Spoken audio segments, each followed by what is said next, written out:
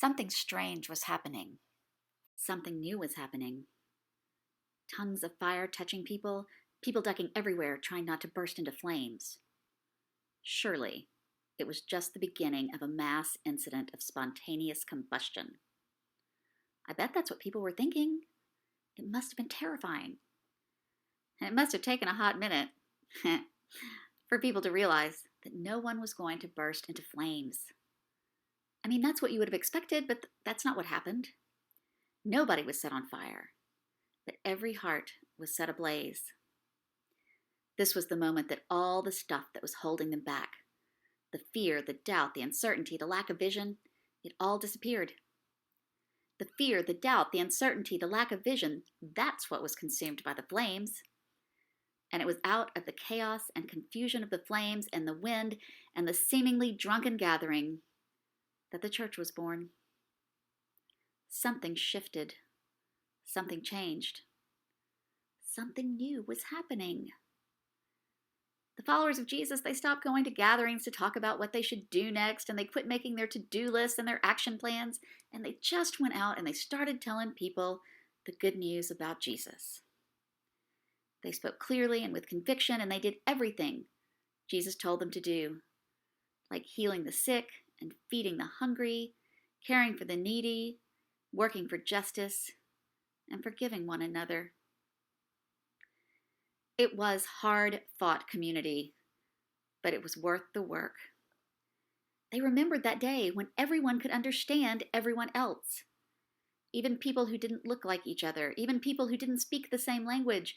And because they had seen what could happen when the Holy Spirit worked her magic, they knew that no matter how difficult a person was, no matter how different a person was, no matter how defiantly divisive a person was, that there was always a way to understand and be understood.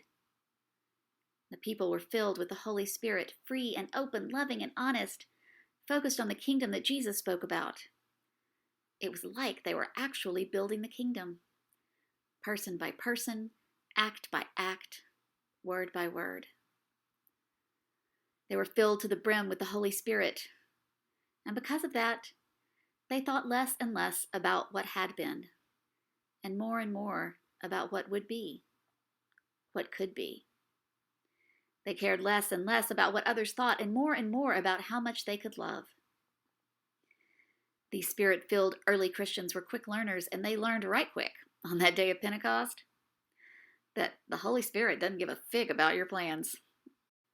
She doesn't care one smidgen about your to-do list or your order of the day or your 5-year plan.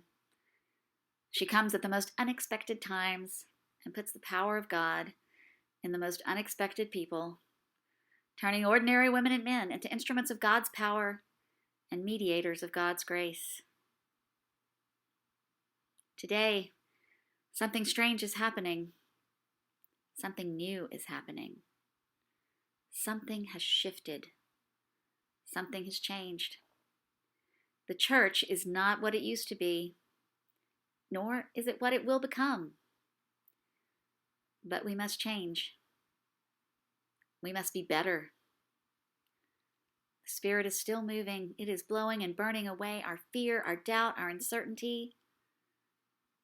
It was out of chaos and confusion and into a hostile world that the church was first born. And it is out of chaos and confusion and into a hostile world that the church will be reborn. Something new is happening.